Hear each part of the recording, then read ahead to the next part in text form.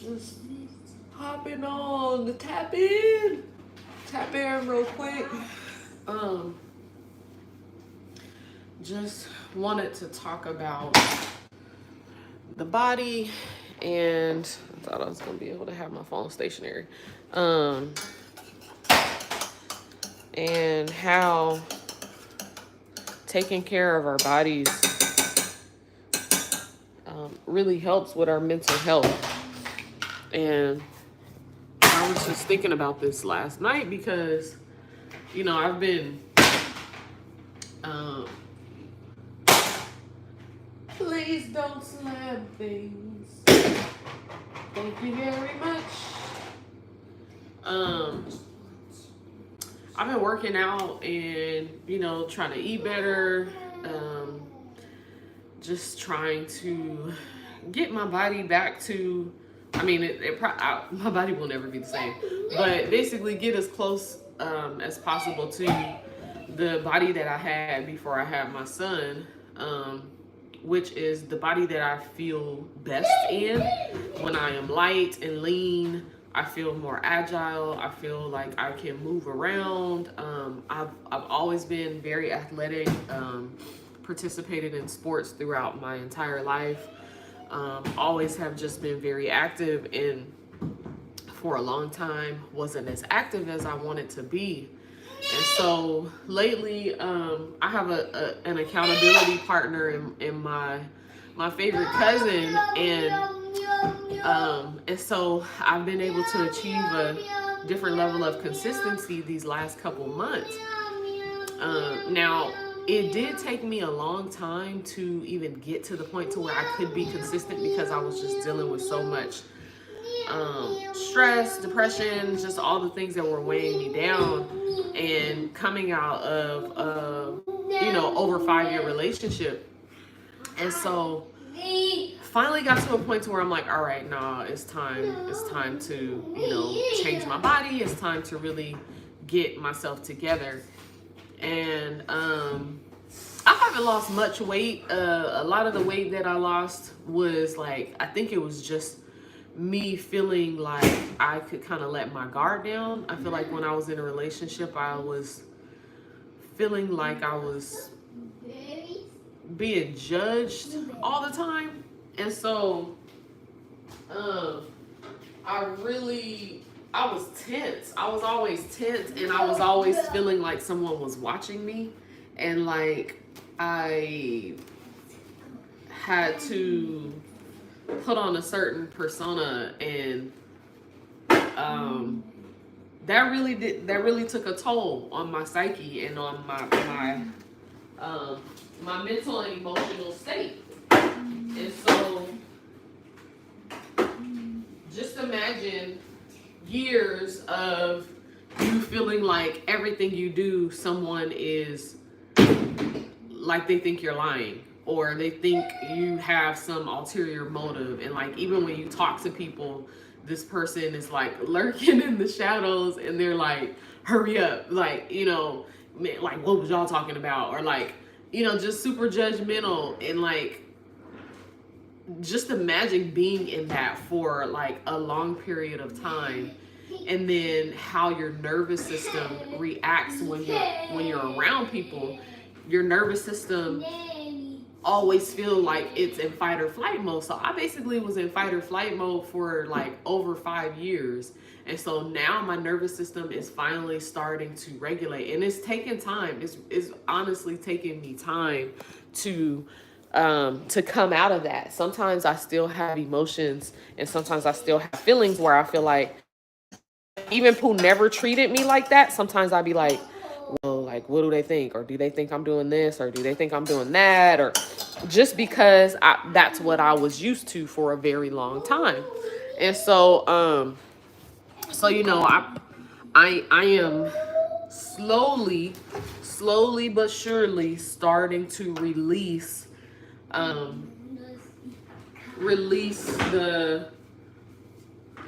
I guess slowly but surely my nervous system is starting to regulate itself. And so when I first moved out, And all this stuff that I'm saying, it's my son's dad, just to be transparent, because I don't got time to be fake, and I don't really care to be fake. And, these are things that we've talked about. I've talked to him about, and regardless of if he feel like whatever, it is what it is. And, like, we have things that we are going to have to continue to work on. We actually have a documentary that we're working on that started while we were dating, and that went all the way up until I gave birth to my son. And so there are a lot of things that we're going to be having to unpack as far as, like, mental health in Black parenthood, right? And so I'm just saying that to say that, this ain't nothing new. None of the stuff that I'm saying is new, and it's not like, oh, she being messy or none of that. It's just is what it is. And in order to process it, you have to talk about it. In order to, like, figure out what's happening in order for me to figure out what's happening with me and what's happening with my mind and my body, I have to talk about it and process it. And so this is me processing it. And I also process it in other spaces with people who I care about, that allow me to reflect and help me to reflect on, that process. But anyway, when I first moved out, I was like 172 pounds, 174 pounds. And wasn't even working out really. Was still eating bad, pretty bad. But lost like 10 pounds. 10 pounds within the first couple of months that I moved out of the household where I was living with this person. And so immediately my nervous system started to, like, regulate and relax. And I mean, to the point to where the stuff I used to do is just so stupid now that I think about it. And what I want for all people is for us to be able to be ourselves in relationships, men or women. Like, I just want us to be able to be ourselves in relationships. And I remember sometimes I would just be, because I'm not a lazy person, but sometimes, I just want to chill. I want to relax. And then sometimes I don't. Like, for a long time, my vision wasn't clear. Everything was cloudy, and it probably was a result of the relationship. But anyway, sometimes when he would come home, I would pretend and act like I was doing stuff, because it just seemed like he was always, like, calling me lazy or trying to say that I was, like, not doing something, and it's like, what the hell do you think I'm supposed to be doing? I just had a baby, or I just, and so basically, and it's okay for folks to motivate one another, but I think it's a way in how you do everything.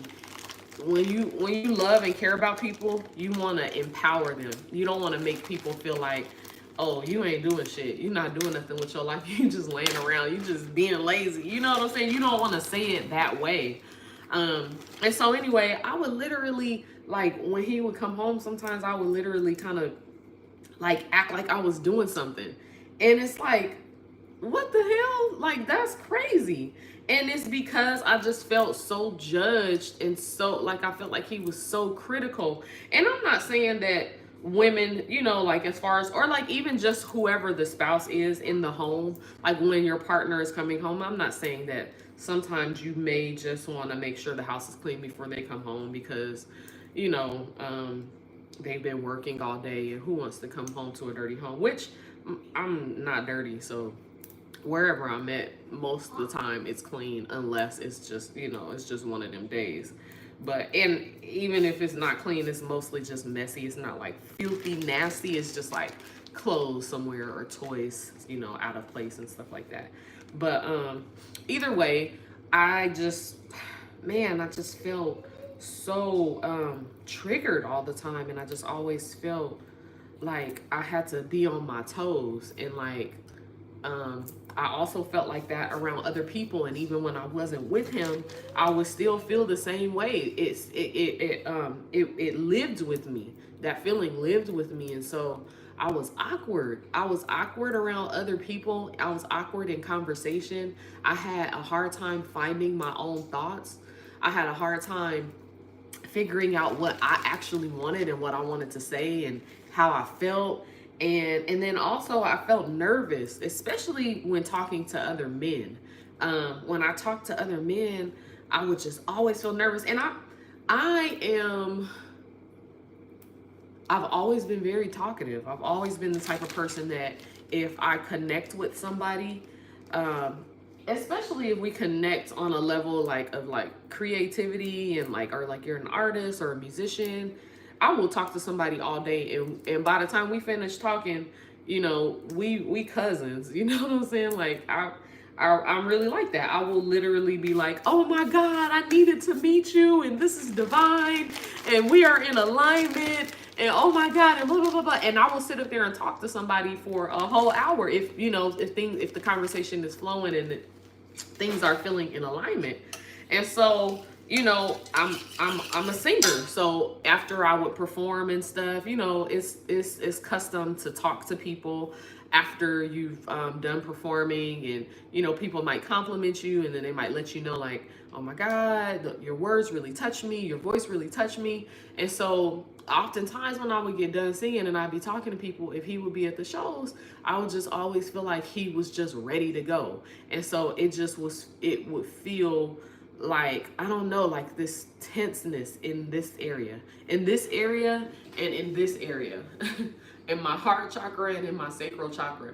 It would just feel like I would just feel a nervousness and anxiousness, because I was like, I'm not trying to get into no argument with him, and I don't want him like acting funny towards me or giving me the silent treatment, or just whatever he, you know, whatever he might, because he didn't like the fact that I was talking to this person, or he thought that person liked me, or he thought that that person was trying to get at me, or he thought that I was trying to get at that person. Just like little weird stuff like that. And so, you know, I would feel weird talking to people. And like I said, that traveled with me. Even when he wasn't around, I would still feel like that. And my nervous system was a goddamn wreck. I was a wreck. And so now I'm looking at myself, you know, November last year is when I moved out, right? And so since November, I have been feeling my nervous system start to relieve and regulate and release and normalize like regular interactions with folks, and me being able to like just say what's up to somebody and not be like, do they got attitude with me? Is they mad? Did I do something? Did I say something? You know what I'm saying? And so just imagine going through life and thinking that about everyone because one person treats you like that, and now you're starting to think that everybody feels like that about you, right? And so I went a little deeper in on that than I thought I was going to go. But either way, the reason why I was saying all of that is because of how my body reacted. Soon as I moved out and soon as I was in my own space, I started to lose weight. I started to lose weight. And like, I just feel like my body was trying to protect itself. My body was trying to keep on weight to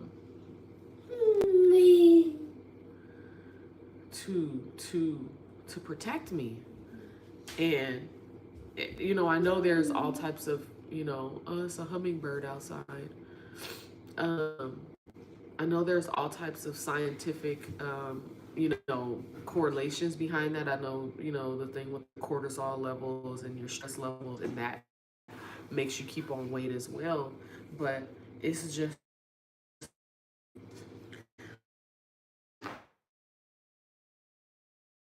will do things that you have no control. It'll hold on to that. And the minute that I moved to a situation that was absolutely stressing me out, I started to shed the weight. And so I really think not only is it great for us to take care of our bodies, but it's also really important for us to remove ourselves from situations so that our body can take care of us. And the thing with, you know, me having the weight, and it was like, not only was I heavier, of course I had a baby, right? So I was heavier than I've ever been in my entire life. Always been skinny girl. Literally, people used to call me olive oil when I was younger. So I've always been really tall and skinny. And so when we not only take care of our bodies, but when we take care of ourselves and when we remove ourselves from toxic situations, then our bodies have it has everything it needs to start healing and protecting us, right? And so also, like, when I am heavy or when I'm out of shape, I'm fatigued all the time, like all throughout the day. I could get 12 hours of sleep and still be tired as hell. And just that's nonstop. And it, you know, it's really hard to think. Excuse me. It's really hard to think when you're extremely tired and you're fatigued. And so, you know, I went months, years, just always feeling tired, always feeling like I needed a nap. My face was puffy. Like, even my face looks completely different right now. I wish I could show you pictures. I will show you pictures and just like the transformation. Cause like, I mean, I always have cheeks. My face is, you know, I got my dad's face, round face. My dad's side of the family's round face. So I always have cheeks. And when I'm really, really skinny, my cheeks are a little more like, I don't know. But basically my face was puffy. This area was puffy. I just looked completely different when I was really, really stressed. My arms was puffy. Like, my whole body, I just looked completely different. And I'm still working on my body. Like, I'm not where I want to be as far as like my personal goals. But the way that I feel, I don't feel tired. I barely got any sleep last night. Like, I am a little sleepy, but not like how I would feel on a day-to-day basis. Like, I literally feel weighed down. It felt like every single little thing that I would do, I was just so tired. And so, you know, I really think that taking care of our bodies and then taking care of ourselves so that our bodies can take care of us is super important when it comes to our mental health journey. And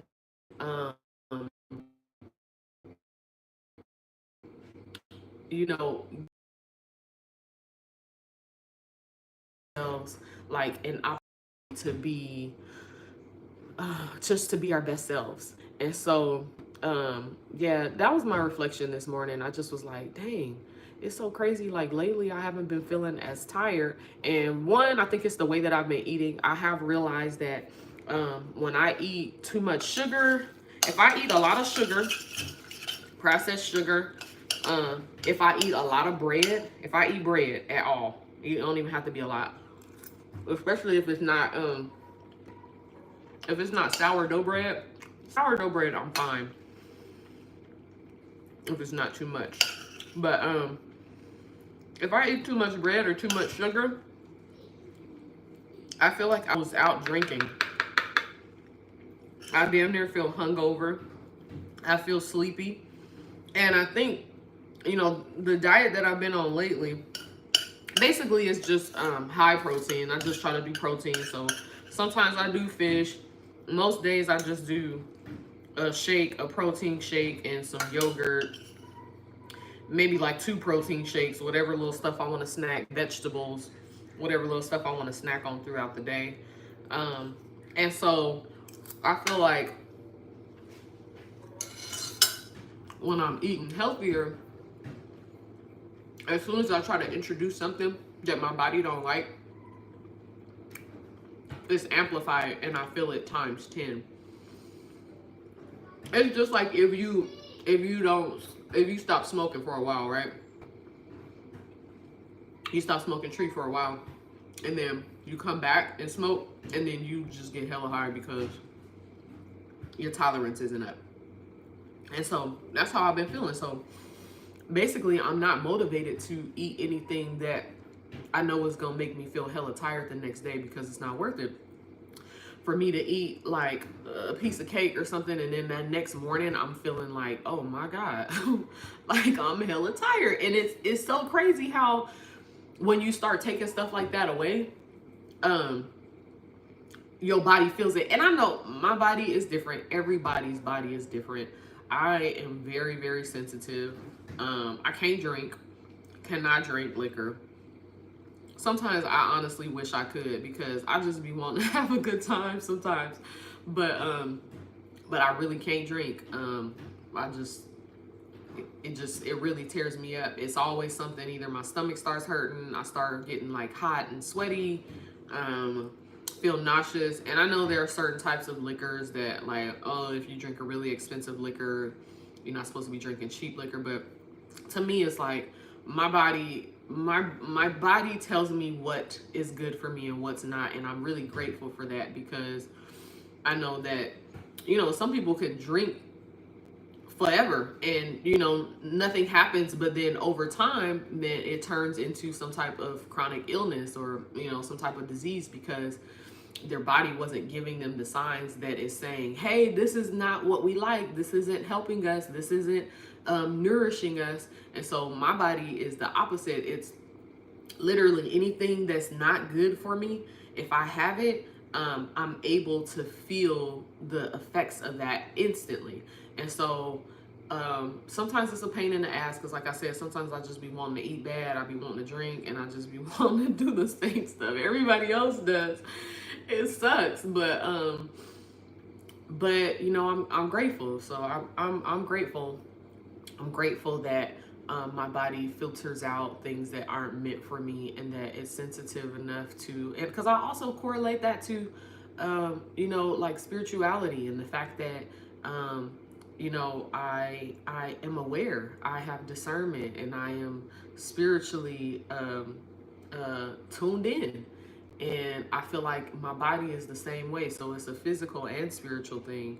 And I'm able to, detect energy when it's around me. I'm able to detect like, oh, hold on, something happened here. Or, that person is something's up with that person. And so, I really think it all goes hand in hand. And I think that, not only was I equipped spiritually, but I was also equipped physically to be able to discern and understand energy, energy frequencies, and what serves me and what doesn't. And so I know, and just because, my body's more sensitive than maybe someone else's, doesn't mean that those things are good for that person either. It just means that your body isn't signaling off to you and saying, hey, we don't like this. This is not good for our body. This is not my liver, my lungs. We not feeling this, right? So I feel like it's my responsibility to say stuff and just say like, nah, like our bodies are not built to be drinking liquor every single day. Our bodies are not built to be eating bread and sugar and all these different things that are meant to attack us. And it's literally spiritual and physical warfare that this government is has in place. Our food is literally poisoned. It has so many different chemicals. It's banned in other countries, right?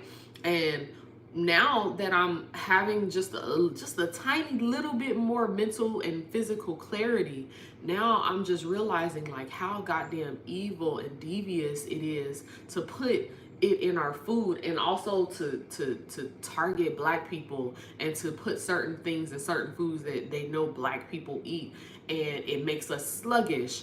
And so how are you going to make quick decisions and sound decisions if you're sluggish and you're tired and you're foggy? You have brain fog. You can't think clearly. And so that's what I've been dealing with for years, basically.